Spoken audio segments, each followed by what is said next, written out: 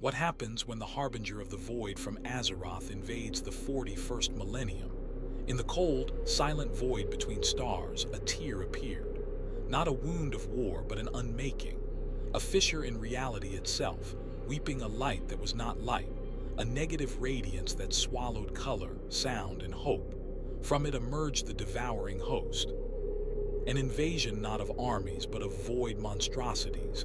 Entities of pure existential hunger that sought not conquest, but consumption, to devour life, meaning, history, to feast upon the very fabric of the cosmos. Under a sky that had learned to unname itself, the tear opened like an accusation. It did not riven space with screaming light or the conventional fury of the warp.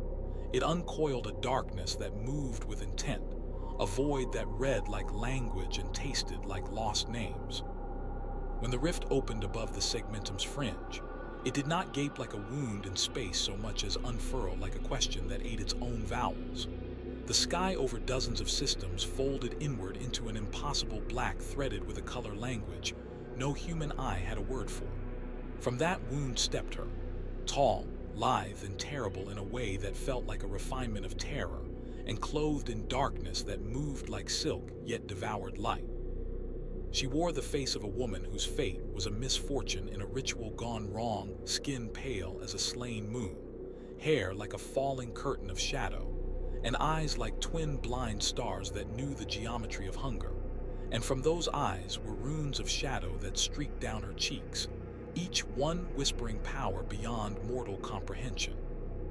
This was Xal'atath in her chosen guise, not the sacrificial dagger whispered about in legends used for rituals of dark intent, but a living, layered presence, a mind-shaped woman whose voice echoed like a lullaby and could rearrange loyalties.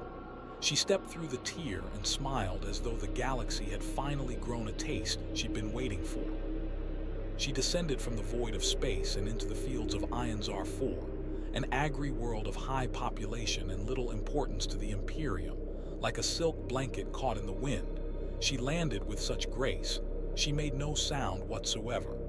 She padded barefoot down the fields of humble grain and took in her surroundings. This universe was different. It tasted different, not like the cosmic, unstable fluctuations of the twisting nether. As she looked up into the night sky, she knew exactly what to look for, and knew there weren't any chosen heroes of fate that could stop her. Her target, her hunger and appetite, was for a world soul, a being with cosmic-level proportions of power capable of allowing her to rewrite the fabric of existence at the subatomic level. When she walked down to the small town that manufactured the harvested grain, a soldier of the Imperium, a lone patrol at the eastern gate, a man whose name and very existence would be forgotten pointed his lasgun at her. "Halt! In the name of the God Emperor of mankind, state your name and purpose here." She looked at the pathetic man and scoffed. She saw his zealotry in a belief to a higher power that did not answer his prayers, his recklessness that resulted in his punishment to being posted out here, his dreams of climbing the bureaucratic ladder and advancing his ambitions, and his insignificance to her grand schemes and plans in her hunt, and continued to strut forward wordlessly. He was not worth the time to consume, but the man mistook her mercy as indifference and was offended. "I said halt." He fired a single shot, aimed directly at her skull, but the projectile fired stopped mid-flight just a few feet from her, as if the plasma ejected was held in place by something old, ancient, and hungry. Now he had her attention, and when she looked at him again, the chill of death crept up the man's spine and something inside him screamed, "Run!" But fear kept him in place. "Little insect, you wish to die so eagerly, then I shall grant you your wish." With a cold stare, barely moving a muscle, she twisted the void around him, and the soldier's entire body was enveloped in a blanket of shadows before being dissolved into nothing, and the place he stood was now just empty space. Inside that void, the man experienced the gnawing, thrashing, and hungry teeth ripping and shredding him down to the atomic level, and he felt every bite upon his being. He screamed in an agony that rivaled that of Slaanesh's creation in that void, but nobody could hear him in such darkness. All memory of him from the minds of the few who knew him was gone. His name, his face, voice, rank, dreams, and desires all erased as if he never existed. Not even a fitting meal for breakfast. She expected as such, and looked at the settlement of the humans behind the walls, and licked her lips with a hunger so unnatural, it could only be rivaled by the event horizon of a black hole. Perhaps these morsels will be more appetizing. The toiling workers were oblivious and unaware of the danger that lurked behind the guise of a woman too beautiful by conventional standards. She opened portals that reached into the darkest depths of the void. Her armies poured through. The devouring host was a storm that did not assault but recatalogued. They were not uniform in shape. Some were mouths in the sky. Some were rifts where buildings, starships, cities, and even planets had been. Others were columns of living oil, with eyes like dying stars in the vastness of the cosmos, that slithered through a city's plumbing to erupt as void wombs. The screams of Ionzar 4 echoed across the planet before being silenced completely. Xal'atath's host did what the Tyranids could only dream of. It consumed idea and memory as readily as it consumed biomass. It did not merely eat flesh, it ate the ledger that recorded lives. Signals, faith, and function quivered and then went black. Planetary spores of memory died first. Entire histories vanished like names scratched from a ledger. Populations found their rituals rendered meaningless the moment they tried to pray. Catechisms and command codes became treatises on homeopathy. The first targets for her search were border clusters, agri-worlds, penal moons, fringe manufactoria, places whose raw populations were large and whose defenses were modest. The host's advance resembled an algorithmic swallow. Planets did not always end in rubble. Many simply went blank. Cities became empty shells where once there was a bustling city, now there was a ghost town. Others remembered themselves until the moment memory erased them. Libraries, ship logs, orders of battle, gone as if someone had excised the ink from the galaxy's codex. A single devouring node might open in an orbital high over a manufactorum, and the world's output would slow as if its souls had been leached from it. Where evacuation convoys arrived, they found streets empty, lifeless, and silent. Not even the life forms of microscopic bacteria was present. Where is everybody? A squad sergeant asked his men, feeling a cold, unnatural chill around himself as they surveyed the area they were deployed to. One of the soldiers called out, pointing to a woman wearing dark ceremonial robes, hovering slightly above the rockcrete, with two infinitely black orbs of living shadow flanking her shoulders. She turned to face them and smiled. It was the last thing they'd ever see before their existence, and memory were erased from the records of the Imperium. When relief fleets tried to bombard the host, shells dissolved in transit or struck nothing and fell harmlessly away, as though space itself had learned to mislead them. And in such moments, Xal'atath used her mastery of the void to consume the fleets in seconds. The barriers shielding those ships were like icing on the pastry, as wide, massive maws of teeth and absolute hunger opened to devour them whole. The Imperium responded with the full force it could muster, but that force was old in its assumptions. Defense doctrine still revolved around armor, orbital bombardment, and the sanctity of fortresses. The devouring host had none of the predictable vulnerabilities those doctrines anticipated. It treated fortifications like stage props to be folded. Guns misfired as space between trigger and projectile rearranged. The host ate the will to resist by whispering cravings into the minds of those it touched, not base hunger, but a seductive fatalism that framed consumption as release. Whole cults formed in the span of a week, chanting for the devouring host rather than for emperor or emperor-born law. Billions were gone, wiped from history, their deaths recorded as erasures rather than casualties, before Terra's high councils could fully parse the scale. Manufacturing worlds fell silent, and their administrative nuncios flagged them as lost. Penal worlds vanished without the usual explosions. Their registers became blank. The Mechanicum's data cores returned corrupted vectors as if a fundamental operator in their logic had been overwritten by a foreign constant. Annihilation equals mercy. The Ecclesiarchy's liturgy stuttered. The Inquisition, already overstretched, found that its long procedures for investigation were useless against a force that simply redefined what counted as existence. The tally of dead compounded by lost historical infrastructure. Entire chapters, records, genealogies, ship logs. Billions of human lives were extinguished in a process that left no corpse to bury and no ruins to worship over. The number dead that allowed themselves to be taken by the seductive whispers of Xal'atath, where they were found, bore the same expression. A peaceful, absurd relief, as though they had been told a secret that made suffering suddenly reasonable. The Devouring Host's first campaign did not stop with human worlds alone. Outlying Xenos biographies, patrols of Tyranid scouts, Eldari listening posts, and Necron flare stations were consumed in experiments. Xal'atath's host did not simply cleave through biomass, it tested metaphysical armor. Tyranid swarms, which had once eradicated planets by biological processing, were found to be crude next to the host's ability to dissolve memory and command. Where Tyranids ate function and then left new swarms to process the remains, the host simply overwrote the need for a processing step. Planets were converted into functional nulls. Eldari webway nodes that should have warped reality against outside intrusion became mute, their runes eaten like lichens. Necron Gauss matrices folded in on themselves. The host dissolved their coding like acid, but worse, like forgetfulness. Orc warbands, whose cruelty was a kind of joyous violence, found the host absurd. It did not fight on anything like the greenskins' terms. The orcs' instinct for berserk courage turned to fracturing fear.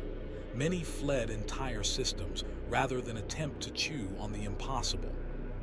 The result was planetary-scale extinction on a clock that the galaxy's stewards had never prepared for. The Devouring Hosts method was systematic. It manufactured cultism where resistance might arise. It redirected logistics to serve consumption, and it rewired machine spirits into harvesters. The war that followed was not simply one for territory, but for ontology. The host rewrote what it meant to be a world. When the dust settled in the first phase, billions of humans and untold billions of Xenos' lives lay erased, their records gone, their world names redacted from star maps. Commanders on Terra called it a cataclysm the likes of which the galaxy had not seen since the Horus Heresy. Only this time the heresy ate paperwork and memory along with flesh. The Devouring Host had arrived not to conquer in the old sense, but to make the very fabrics of existence compliant with a new arithmetic of hunger. And in the opening weeks, it succeeded with apocalyptic speed. The Adeptus Astartes met the host with an instinct honed across millennia. Take the best warriors, arrange for surgical strikes, and break an enemy's spine before morale can crumble. They were deployed across the most threatened axis, fleet leaps and drop operations that should have been textbook resolutions of threat. When the Emperor's finest, Ultramarines, Salamanders, Blood Angels, White Scars, Grey Knights, Blackwatch, Space Wolves, and other chapters were deployed, they met not merely foes but a redefinition of combat. The Adeptus Astartes struck like the engineering of war itself. Precise drops, orbital interdictions, slow attrition where necessary. The host responded by disassembling the causal chain between action and effect, nor did they play by textbook physics.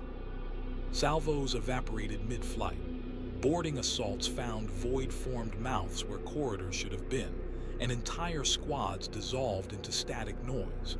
The casualty figures were staggering. In the war's early calculus, the Imperium watched nearly 80% of its engaged Space Marine strength vanish.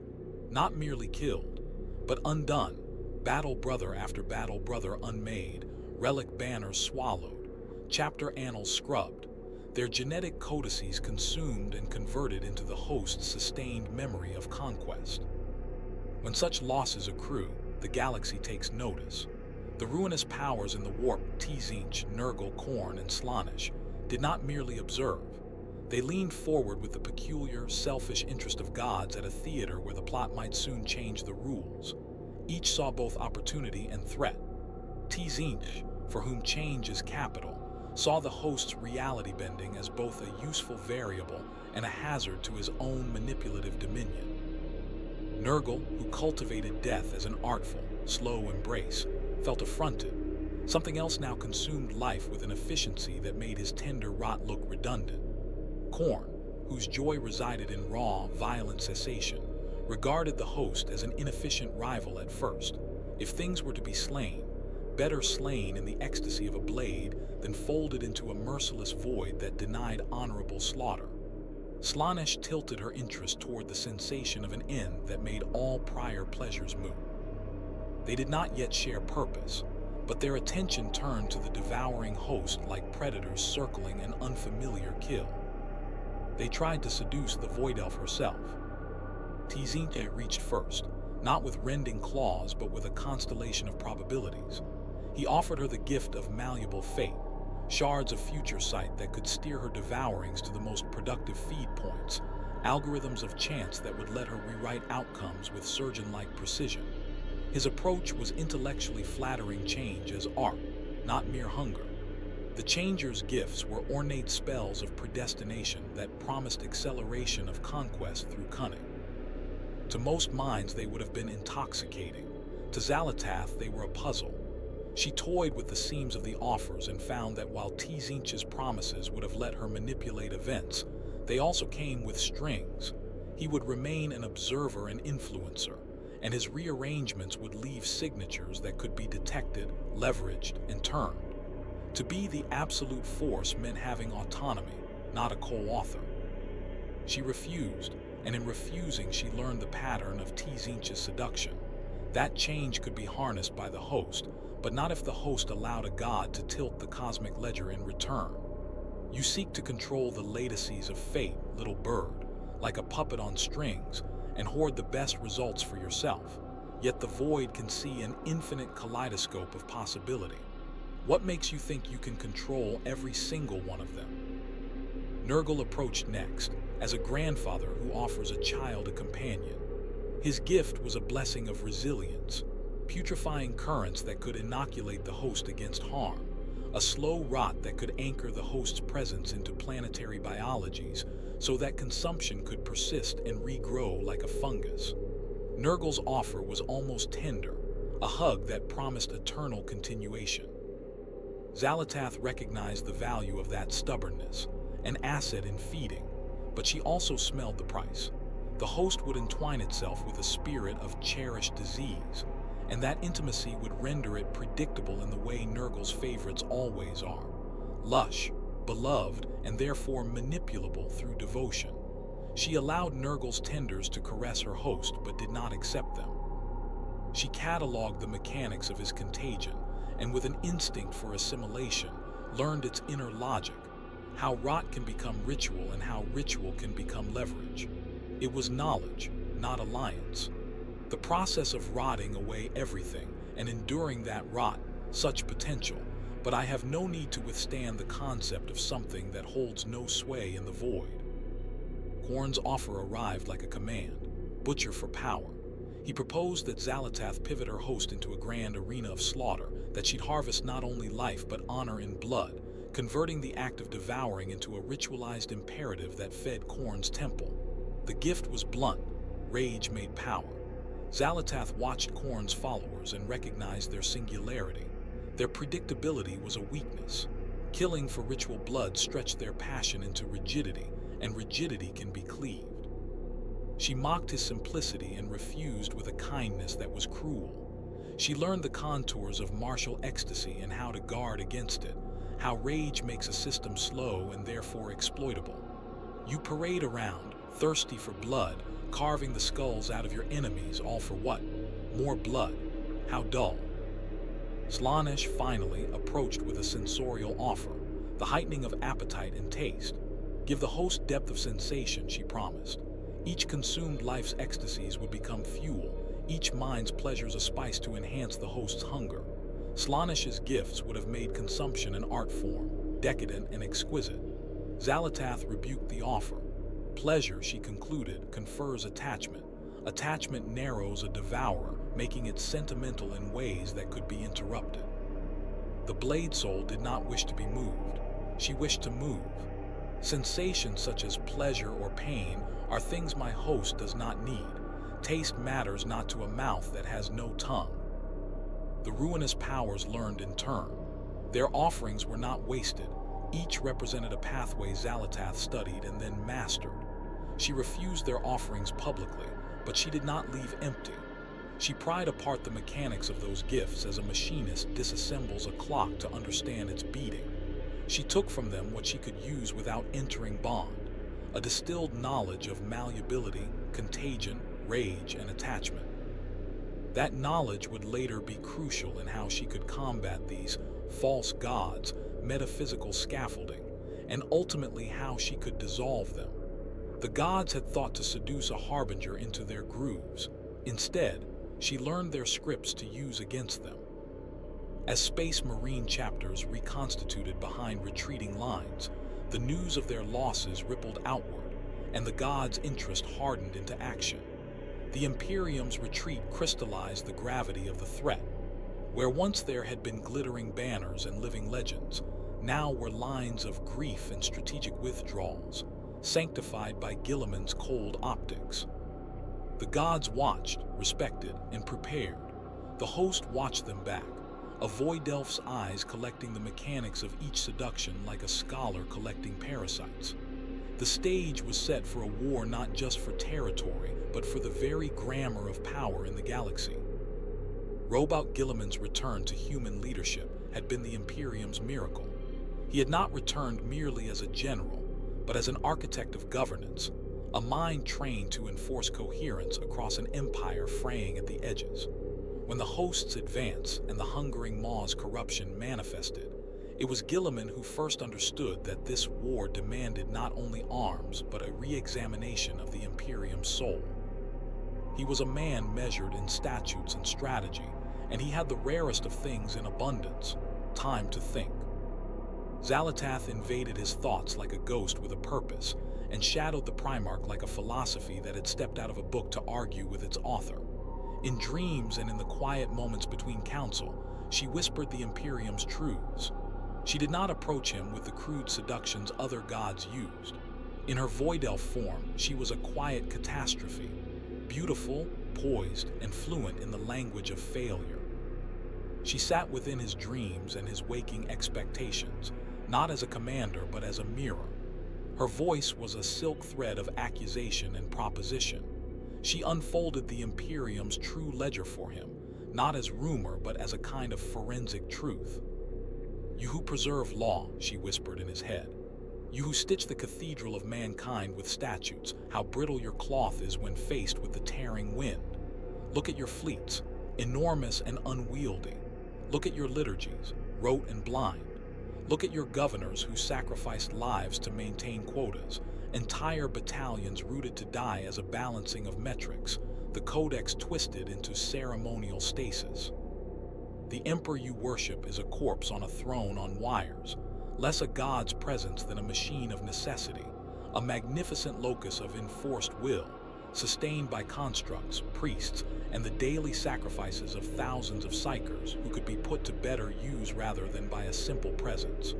Do you wish to keep such a thing? Or do you wish something more direct, power that ends in decision?"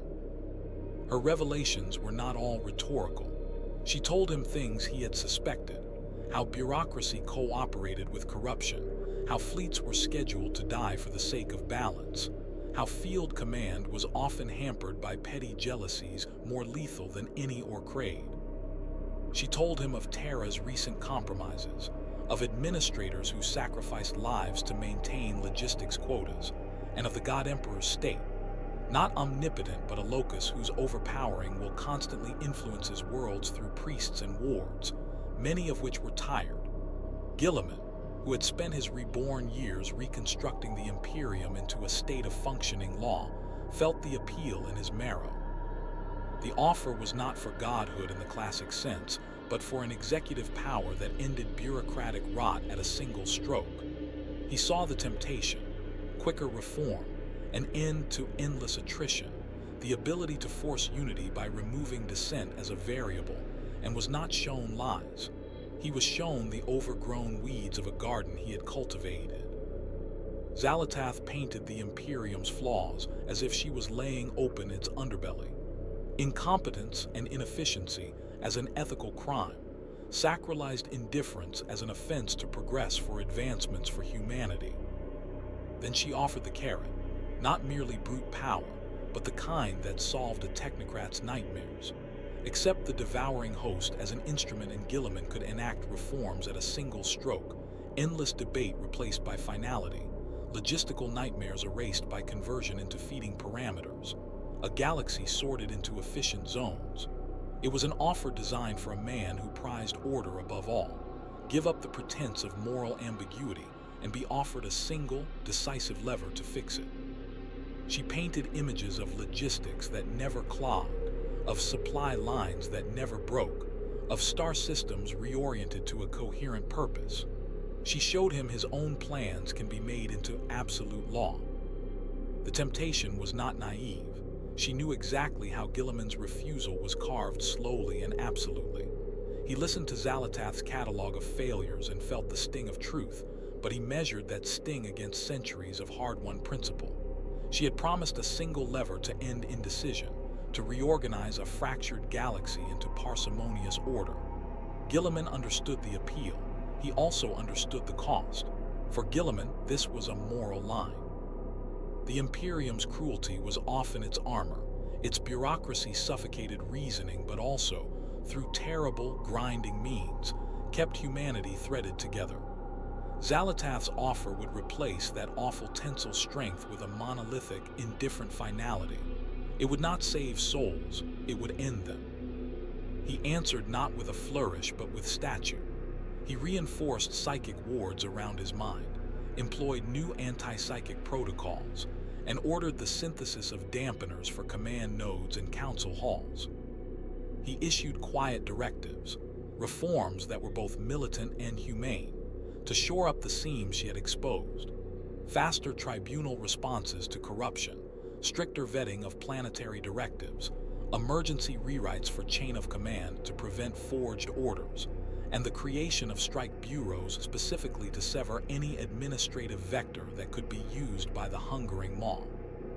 He mobilized loyal Mechanicus elements and secretive inquisitorial cells to comb archives for falsified histories, to rebuild lost genealogies, and to restore redundancy into belief-anchoring rites that the host twisted.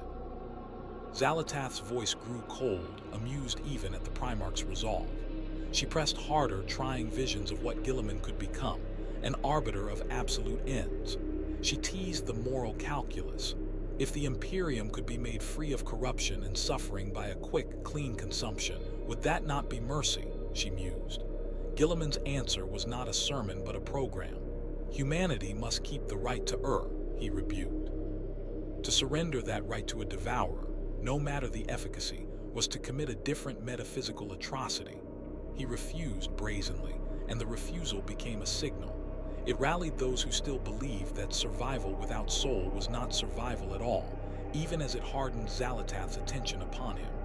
Let us see, then, if that iron will of yours is as strong as your dying father's. Her presence, though gone, left a cold chill down Guilliman's spine.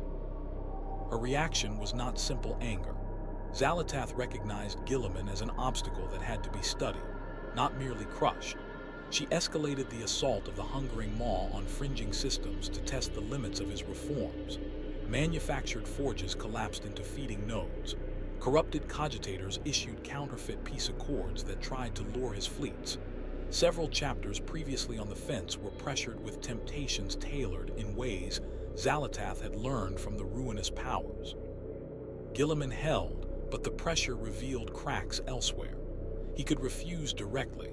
He could not directly staunch every bureaucratic wound across an empire of 1,000,000 worlds. The struggle between his measured laws and Xal'atath's seductive certainties became a war for governance itself. His refusal hardened the axis of resistance and made him a principal target for Xal'atath's subtle assaults. The host's greatest triumph was internal. It learned to whisper into the gears and hearts that ran the human, Xenos, and even demonic industry. The Adeptus Mechanicus, custodians of ritualized logic and veneration, found its machine spirits rewriting piety into harvest flows. Firmware anomalies became liturgies. Magi, who had grown impatient with red tape, found a perverse beauty in the host's promises of ultimate efficiency. In hidden forges, servitors were retooled into harvesters and logistical nets adjusted to deliver biomass instead of munitions. Several Space Marine chapters, worn raw by attrition or bred into ideological extremity, found the host's certainty seductive. Names that the Imperium later cursed included obscure and fractured chapters who adopted new oaths. Most notable among the traitors who bent was a newly risen force called the Sons of Malice. The Sons of Malice were not born of a single crime but from a slow attrition of identity. Derived from a forgotten successor gene line, their chapter had long worshipped a patron cult whose doctrine, obscure, secretive, and fatalistic, valued the cessation of suffering through eradication. Xal'atath, in her void elf guise, offered what that god promised but amplified. Not an abstract doctrine of release, but an instrument that made finality efficient, sacral, and inevitable. They were seduced with promises not just of the end of suffering, but of being exalted as the host's vanguard, guardians of the inevitable. The Sons of Malice accepted. They turned their heraldry to a yawning void stamped with cogwork filaments and began offering strategic betrayals. They opened gates, sabotaged defenses, and delivered tactical knowledge to the host. Their conversion was a precedent. The host used them as a template to convert others, followers who would call the devouring host mercy rather than monster. From these alliances, both voluntary and coerced, grew the hungering maw, a religious-industrial conflation that fused corrupted mechanicus logistics, space marine militancy, and demonic assistance into a single machine of feeding. The cult's doctrine was chillingly corporate. Efficiency was sanctity, consumption was transcendence. They forged an apparatus that rerouted imperial supply chains and exploited bureaucratic inertia to deliver planets into the host's orbit. The hungering maw made the Imperium's greatest weapon, its procedural faith in orders, into an instrument of annihilation. The Sons of Malice's incorporation was a turning point. Their betrayal, opening orbital ports, delivering lists of sanctified relics, and translating mechanicus protocols, was what allowed the host to function on an industrial scale. Where cults could only claw at localities, the Sons of Malice handed the host keys to whole systems. Xal'atath rewarded them with instruments and honors, great void standards, ritual codices that tamed a chapter's brutality into efficient harvest tactics, and a promise to exalt them as heralds of the new era. This gave the maw an edge as it moved toward divine confrontation. The host's ability to make ritual itself edible, learned from Nurgle's offered contagion, but also informed by the Sun's fanaticism, meant the devouring host could not just merely erode Nurgle's flocks by force, it could eat their meaning at the source. Nurgle's annihilation began as hubris and ended as a lesson. The plague god had been affronted by the host's appetite for erasure. Nurgle's method was slow, intimate contagion, disease as caretaking, disease as ritual embrace. Xal'atath had refused Nurgle's gift of blessed resilience, but she had harvested its mechanism. Xal'atath's study of contagion allowed her host to do something Nurgle's most lethal gifts never prepared for. She targeted the scaffolding that made ritual meaningful. With the knowledge gleaned from the ruinous power's solicitations, what to accept, what to refuse, and how to imitate without binding, Xal'atath redesigned her host's hunger. She adapted Nurgle's contagion into a tool that did not propagate life-sapping kindness, but attacked the metaphysical scaffolding that made kindliness contagious. The host's new tactic was twofold. First, it used absorptive nodes to ingest worship and ritual, effectively converting belief into digestion. Second, it deployed what the host had learned from Khorne and Tzeentch, paradoxical brutality and pattern disruption, to sever the feedback loops Nurgle needed. Once the host could eat ritual as if it were biomass, Nurgle had nowhere to stand. His followers, prayers, the altars soaked in blight, and the fetid relics that amplified his power were swallowed and then nullified. The process was agonizingly precise. Altars did not explode so much as disappear, their liturgies erased from the warp threads they relied on. The turning point came in a grotesque convergence. In a corrupted cerulean sky over a plague world once called by another name, Xal'atath concentrated a portion of her force into a singular, impossible maw. The host's hunger operated like an engine, and that day it ran at a speed Nurgle had never encountered. It greedily parsed the plague god's essence into consumable units. Nurgle's body, if it could be named thus, roiled and resisted, 1,000 forms of protected rot striking outward. But the host's hunger was not merely physical, it was metaphysical calculation. Nurgle reacted with the fond, ferocious wrath of a parent seeing a favored garden being razed. Great unclean ones surged. Nurglings multiplied into a grotesque, frenzied defense. The host, however, had become fluent in the logic of contagion. It consumed the narratives that sewed together Nurgle's influence, litanies, oath stones, and relics, rendering them blank.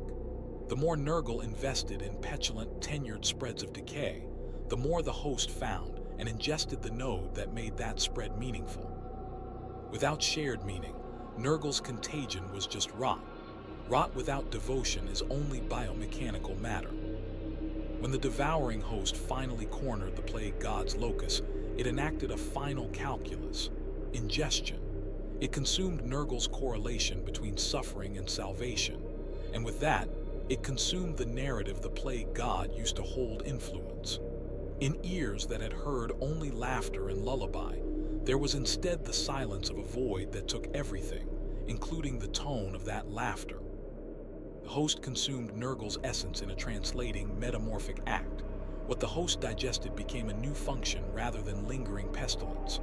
Nurgle's death was not theatrical but erasing in the deepest sense.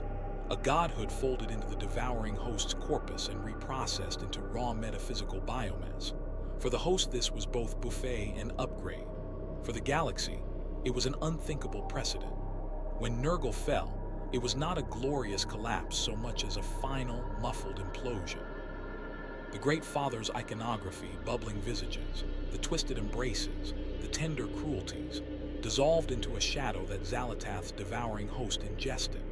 The plague god's essence, that peculiar stew of disease and devotion, was consumed and processed into raw metaphysical biomass that fed the host's hunger. For a being like Xal'atath, this was both meal and upgrade. Nurgle's unique attribute, his obsession with resilience through slow, loving rot, was converted into further apathy toward persistence. The host matured, absorbing contagion as devotion and transforming it into an ability to unmake other forms of cosmic adhesion. One of the ruinous powers had been consumed. The cosmological consequence of Nurgle's destruction echoed far beyond the gore of the battlefield. If Nurgle had been the patient anchor of contagion, now there was a hole where that patient improvisation used to be. The warp felt different. A portion of slow entropy had been unstitched and folded into Xal'atath's corpus.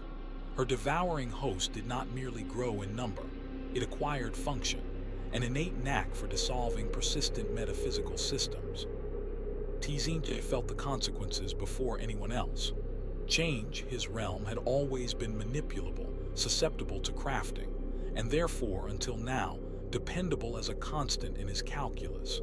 He believed in the inviolability of the chaos gods themselves as nodes that could not simply be erased. Like axioms in his spells, they provided constraints that he could manipulate, not annihilate. The idea that a god might be annihilated by a force that neither worshipped nor bargained with the warp shook his axioms. If gods could be erased by the host, then the very architecture of bargains and predestination that Xal'atath exploited could be toppled. He panicked, but did not panic openly. His machinations instead curved quickly toward contingency. The death of Nurgle was an anomaly. A god consumed and converted left a stain on the warp that did not align with his models.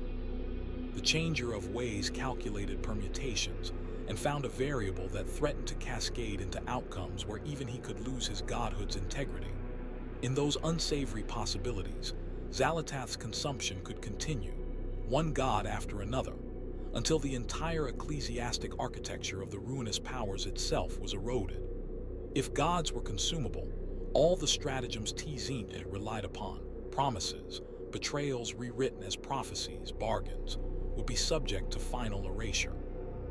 Thus, Xal'atath made an extraordinary choice.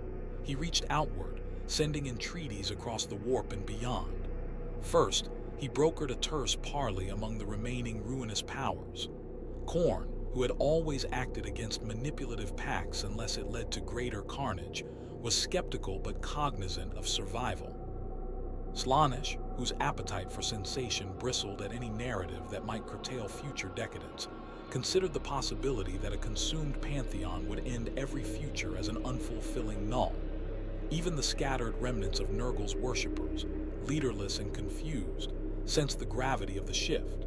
The Chaos Council, if such a thing can exist in any stable sense, found common cause in an instinctive animal refusal to allow their own erasure. Xal'atath watched these events with a studied blend of satisfaction and curiosity. In void elf form, she moved like a scholar who had broken an old clock to learn the spring mechanism. She learned to counter the gods' gifts not by blithe adoption, but by arming herself with apperception. How to mimic contagion without becoming sentimental. How to anticipate change without becoming beholden. How to weaponize rage's predictability. Consuming Nurgle revealed a terrifying possibility, the eradication of divine permanence, and it pushed Xal'atath to act. Xal'atath then extended an even more audacious maneuver. He sent an emissary to the Imperium, not as a supplicant but as a negotiator. The warp is full of lies, so the proposition had to be surgical and dramatic. The death of Grandfather Nurgle left a vacancy no single power could ignore. It produced panic, opportunism, and an alliance of unavoidable brutality. Xal'atath gained power and insight. The galaxy gained a horrifying precedent. The gods, for once, had to consider that their games might be upended by a force that refused to be seduced, only studied. The envoy from Xal'atath arrived like a trick of temperature, a ripple that smelled of ozone and prophecy. The changer of ways did not issue ultimatums so much as reframing. The galaxy had a new parameter now, he said, and all other quarrels were subordinate. When Nurgle fell, it created not merely a hole but a precedent, an ontological vulnerability. If one chaos god could be consumed, any god could be consumed. The status quo that let Xal'atath spin plots, that let Khorne feed on perpetual slaughter, that let Slaanesh savor sensations and Nurgle tend his pestilential nursery, was endangered. The universe Xal'atath had loved was one of mutable bargains. If annihilation became the final arbiter, the very utility of bargains vanished. Xal'atath's messenger, an impossible thing of shifting feathers, a face like a chessboard of eyes, came bearing a single blunt proposition to Terra. Cease hostilities, coordinate, and throw everything the two sides had into stopping Xal'atath's devouring host. The proposal was an affront to doctrine. It was also, Guilliman admitted to himself, a stark arithmetic. He convened councils that smelled of old oil and new fear. Xal'atath's message reached the Emperor's ears, less as a supplication and more as a reality principle. The status quo must not change, the changer said, not as a friend but as a terrified survivor of a system that threatened to dissolve his own rules. He argued to the God Emperor that Xal'atath's war would alter the rules by which both Chaos and the Imperium had long traded blood and cunning. She threatens to change that even which I refuse to alter, Xal'atath declared through emissary and omen. The God Emperor's response, whose concerns are ineffable and whose decisions are meteoric in consequence, permitted a grim consideration of the offer, not trust, not truce in a moral sense, but a cold embrace of necessity. It was not a sermon but a cold, strategic acceptance. The Imperium would fight with Chaos for survival's sake and no more. The terms were brutal. Demons would be bound by negotiated sigils and temporary pacts. Traitors would fight only under sworn constraints, and Xal'atath's sorcerers would lend their mutative arts to stabilize the latticework the host attacked. The agreement was a truce held together by fear and ritual, an unstable scaffolding beneath which the galaxy readied for a war unlike any other. The coalition that formed was monstrous and magnificent. Loyalist fleets and traitor armadas aligned their vectors. Demonic hosts, under painful bargains, were shepherded through warp-anchored corridors into staging systems. Tech adepts and sorcerers built anchor lattices, arrays of arcane tech designed to create islands of coherency where the host's patterning could not take hold. Khorne's blood forges were repurposed as breaker hammers to shatter the host's flank forms. Slaanish's cults provided infiltration specialists who could unnerve the host's adaptive reflexes. Nurgle's dying remnants, zombified or repentant in their own wretched way, provided perverse sacramental knowledge about contagion points that could be inverted into traps. Xal'atath responded in kind. The host, swollen with Nurgle's consumed essence and lit with dark engineering from the Mechanica cells it had corrupted, turned outward in a grand sweep. Its next phase was not just to devour static worlds. This time it sought to knock down entire ecosystems and civilizations that might organize against it in any future. That meant the galaxy's Xenos, Tyranids, Eldari, Necrons, and Orcs. Each presented a different problem, and each was answered in the same relentless style. The Void did what they did, but better. Against the Tyranids, the devouring host was a predator turned consummate parasite. Tyranid swarms stripped planets of biomass and left biotic scavengers to reprocess the guts. The host instead corroded the synaptic hive links the Tyranids depended upon, and then dissolved the very evolutionary logic Tyranid organisms used. Hive minds found their synaptic consensus eaten, as if a language had been unlearned. Genestealers and Gaunts became mute, predatory hollows that fed into the host, rather than organizing into adaptive swarms. Where the Tyranids sought to consume and terraform for renewal, the host rewrote the planet's narrative so that no ecological recovery could ever be sown. Tyranid tendrils that once fanned out into life-producing nurseries shriveled into static black growths. The result was near annihilation. Swarms that should have proliferated instead ended as curiosities, dead patterns in the host's wake. The Eldari, proud, cunning, and reliant on psychic architecture woven through their craft worlds and the webway, found their greatest defenses rendered fragile. Xal'atath's host fed on narrative and memory. Eldari wards were baked from ancient remembrances and psionic recursion. The host did not need to match the Eldari's finesse. It merely needed to corrupt the patterns the Eldar used to maintain their constructs. Craft worlds fell silent as memory-anchored rites unwound. Webway gates that once snubbed intruders became mouthless tunnels that exhaled emptiness. Aspect shrines and psyche havens collapsed into hollows where the Eldari's souls could be pried out like seeds. Their fleet guard shrank as the host unmade whole cadences of mind that made their strategies possible. In the end, the Eldari were reduced to splinters, far from extinct, but their populations driven toward near extinction and scattered ruin. The Necrons, synthetic perfection of cold, repetitive inevitability, were an especially jarring test.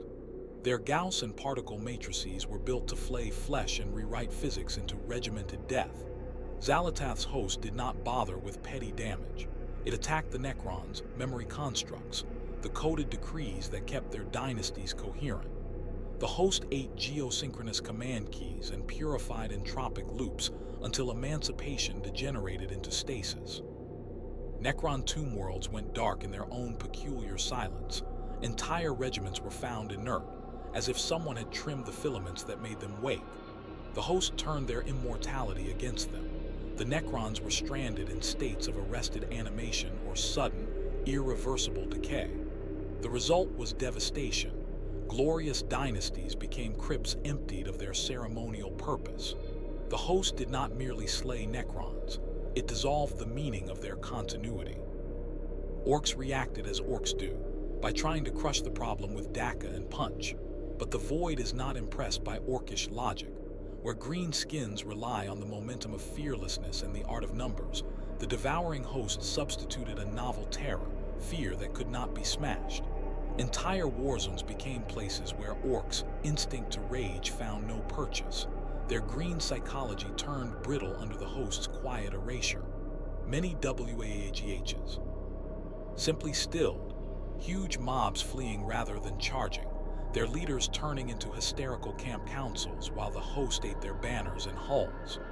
The green-skin hordes dwindled into scattered bands, fearful and aimless, leaving their numbers diminished to the point of near-cultural extinction on many worlds.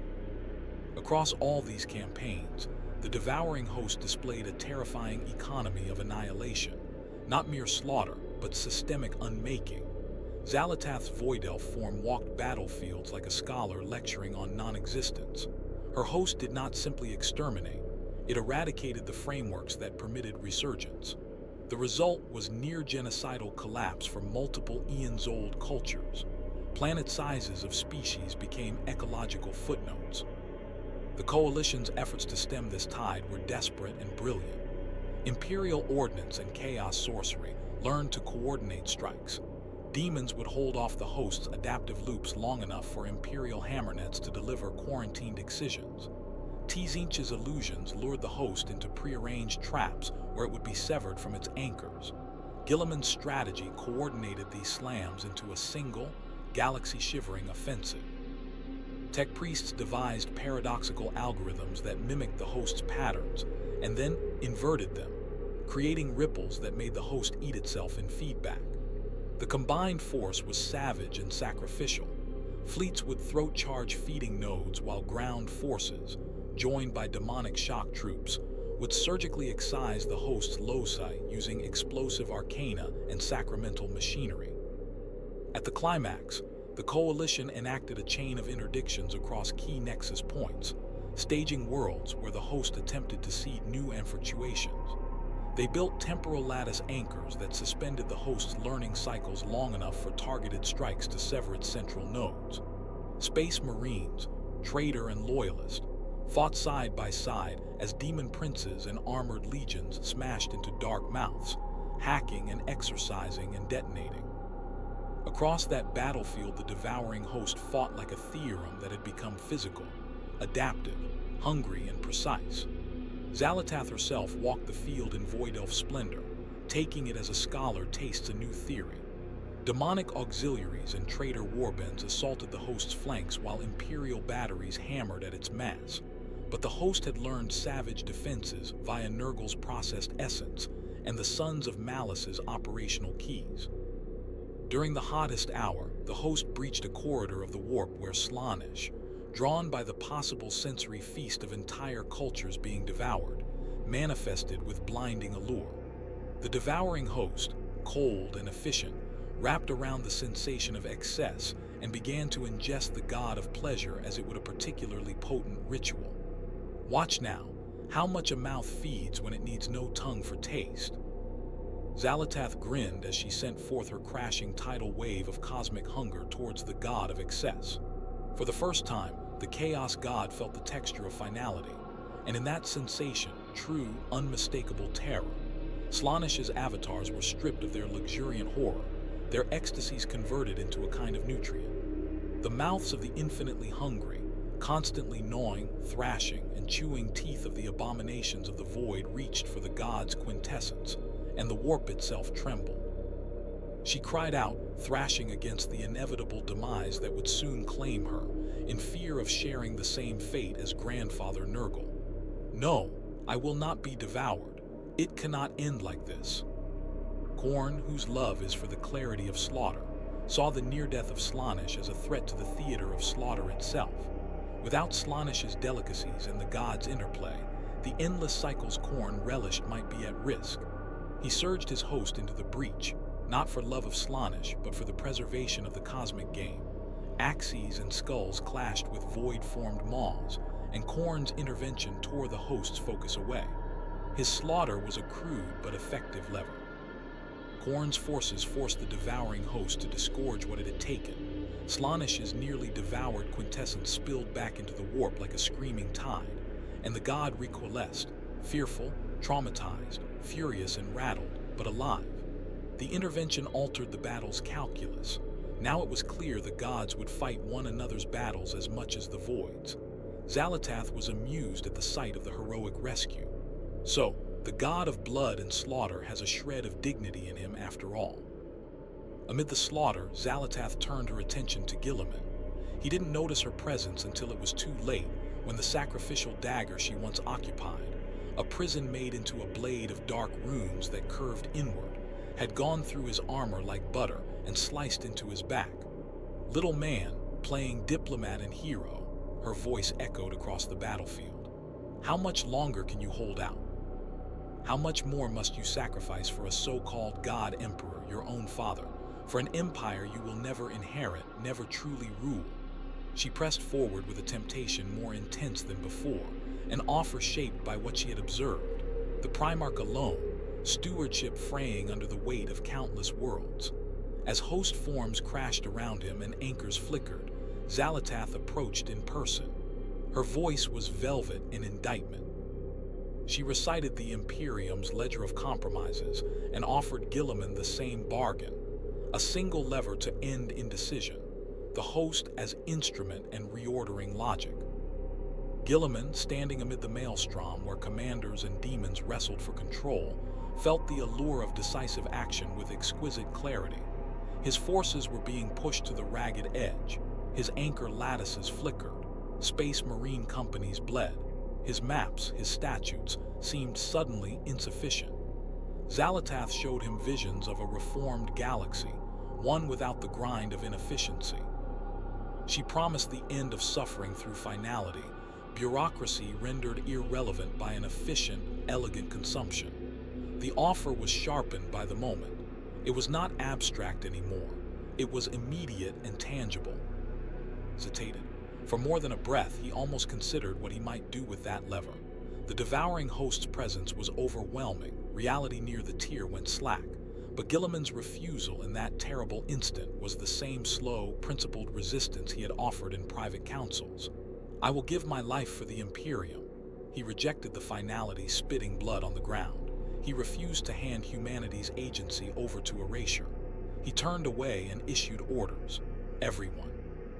Strike the host's anchoring nodes, enact sacrificial countermeasures, and if necessary, burn the ground down to nothing to deny the host any new foothold. Xal'atath's forces, though vast and bolstered by Nurgle's consumed essence and the Sons of Malice's betrayals, could not withstand the cannons of the Coalition's desperate orchestra.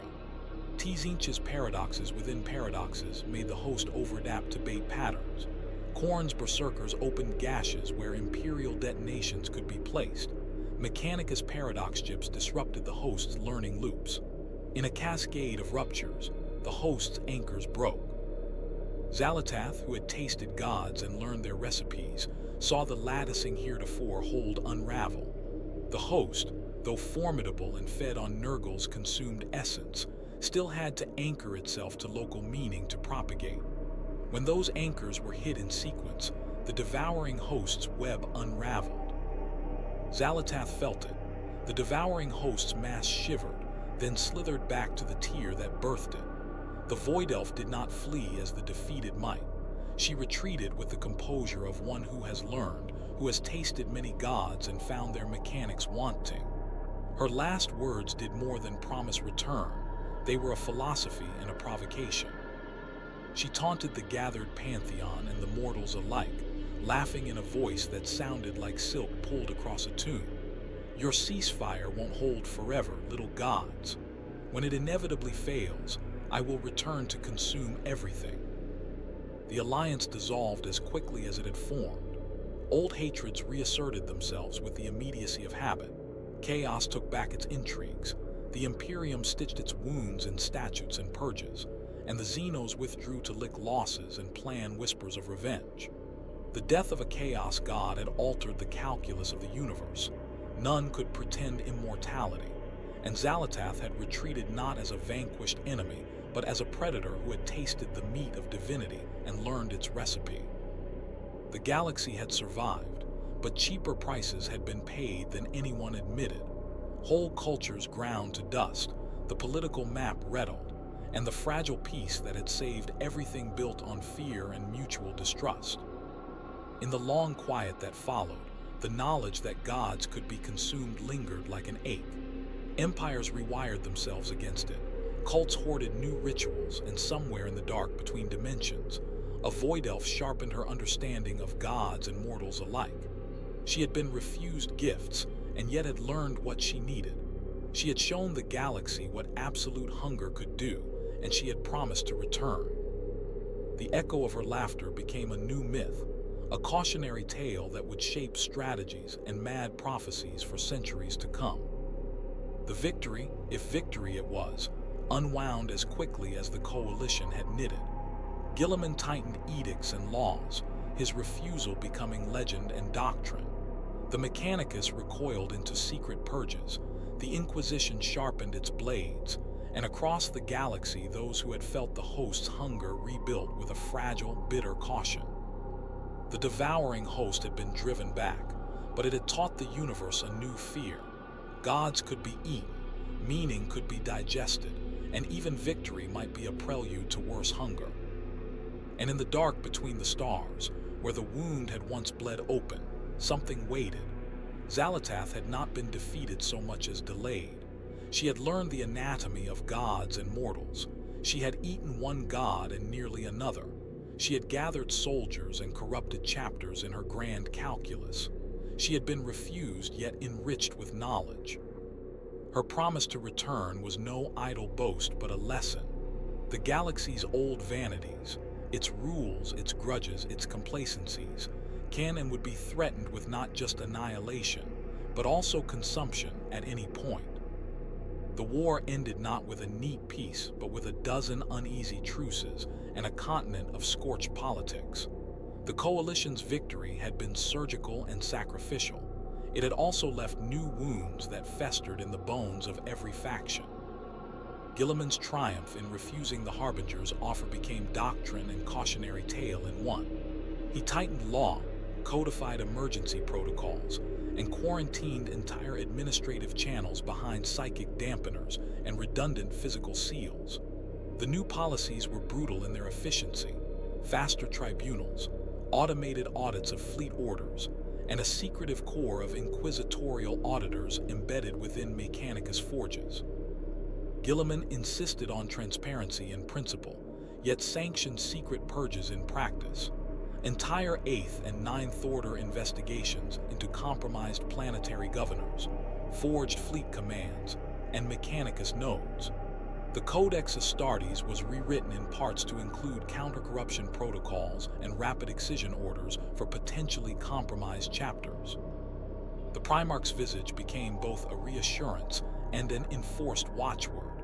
His refusal was memorialized as a moral boundary that must never again be breached. Yet the reform bred paranoia.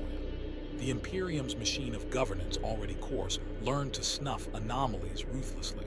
Some worlds were saved, others were sacrificed on Guilliman's new metrics. The Inquisition's power swelled.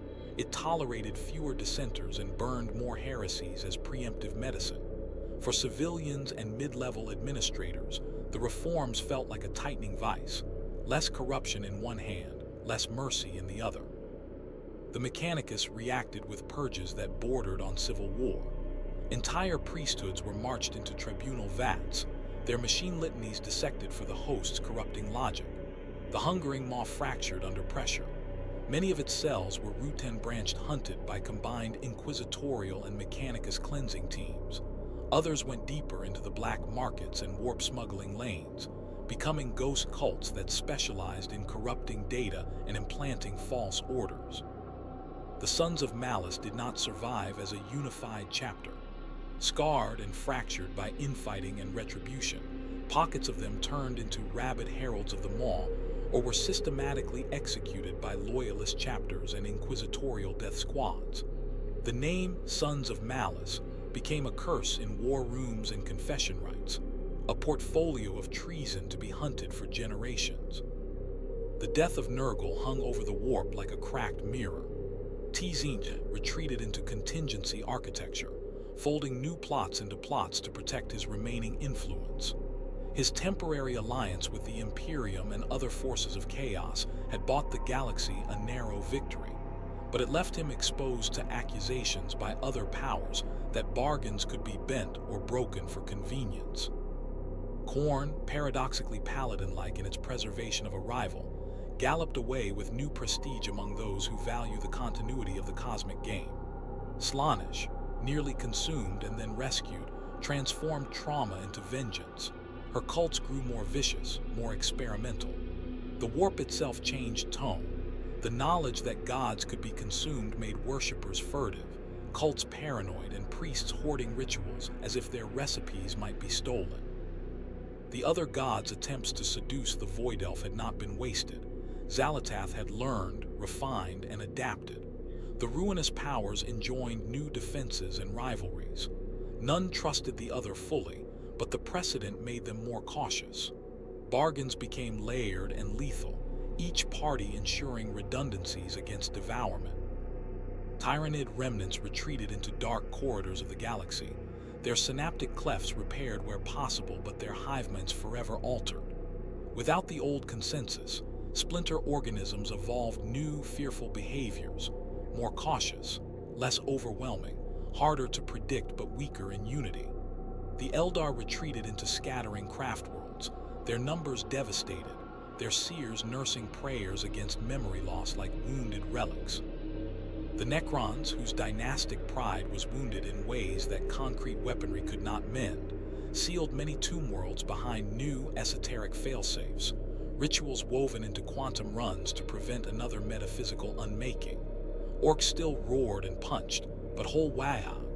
Cultures never fully recovered on many worlds. Greenskin myths now included a new taboo: do not chew void. The Maw became a cautionary specter among Xenos too. Eldari seers met in hushed conclaves to craft contingency rites. Some Necron cryptex attempted new forms of temporal recursion to rebuild continuity. Even Tyrannid splinter groups evolved biological defenses against the host's pattern-eating tendencies. What the war ultimately returned was not peace, but a rebalancing.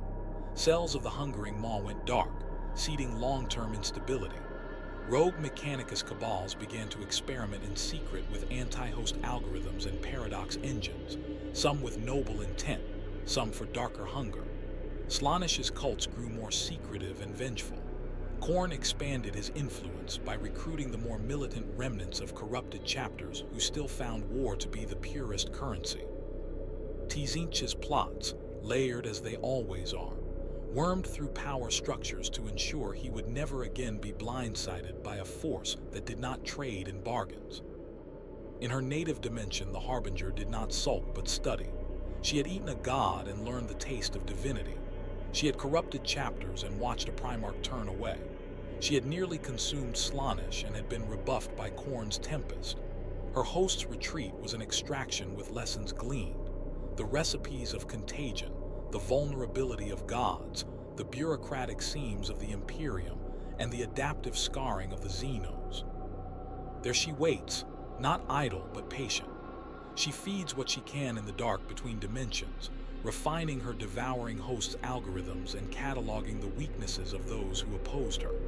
She crafts new vectors of corruption, ghost protocols, whispered algorithms, and small, elegant inconsistencies she can plant in relics and data archives. Her vow is not an oath to return in haste, but a strategy. Cultivate fractures, wait for alliances to fray, and strike when the old enmities grow complacent. In the galaxy's quieter years, bards would argue whether the coalition had prevented the apocalypse or merely postponed it. Gilliman's laws endured as both protection and prison. The Mechanicus purged as both salvation and cultural amputation. Chaos retooled its politics in paranoid layers. The Xenos adapted in ways that made them more elusive, and in some cases more dangerous. The Sons of Malice became myth. The hungering Maw survived in the margins. And somewhere between the stars, the Harbinger sharpened new teeth. Her laughter, heard once across the mouths of battle, settled into a slow, meticulous whisper. The galaxy had not ended. It had been taught a hard lesson. that the architecture of gods and mortals could be altered, and that patience might prove more lethal than any blade.